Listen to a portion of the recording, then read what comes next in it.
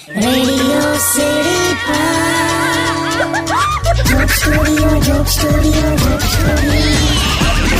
Welcome back. Radio city joke સ્ટુડિયોમાં આપનું સ્વાગત છે. કિશોર કાકા મારી સાથે બેઠા છે. કાકા, આપણે લાસ્ટ લિંકમાં એજ્યુકેશન પર આપણે વાત કરતા હતા, ત્યારે તમે એમ બોલ્યા કે ભાઈ બાળપણ ખતમ થઈ ગયું છે. હાલા તું જો ને, પણ તમને બીજી એક વાત કહું, એમાં ખાલી વાંક છોકરાઓનો છે એવું નથી. મેં ક્યાં કીધું છોકરાનો હાથ છે. અત્યારે એવી સિસ્ટમ થઈ ગઈ છે કાકા કે ઘણી પ્રાઇવેટ સ્કૂલ્સમાં એવી કન્ડિશન હોય છે કે તમે સ્કૂલની બધી ખરીદી જે હોય ને એ બધું તમે સ્કૂલમાંથી જ લેવાનું, કાંક તો સ્કૂલના રેફરન્સથી જ લેવાનું.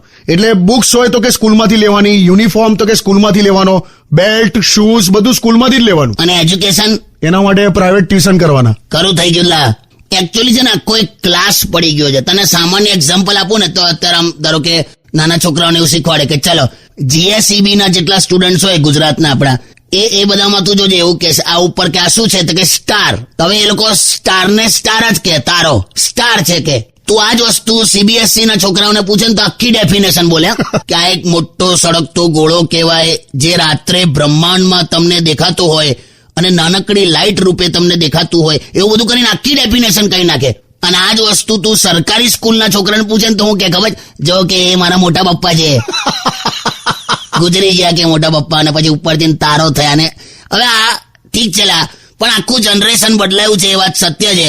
હમણાં મેં એક છોકરાને આઈસ્ક્રીમના કપનું ઢાંકણું ચાટ્યા વગર ફેંકી દેતા જોયું, બોલો. એટલે ત્યારે જ મને ખ્યાલ આવી ગયો કે આ જનરેશન બદલાઈ ગયું. ખરું લાવો એટલે તમે સ્ટે ટ્યુન્ડ વિથ કિશોર કાકા only on radio city 91.1. Joke Studio, Joke Studio, Joke Studio. Only on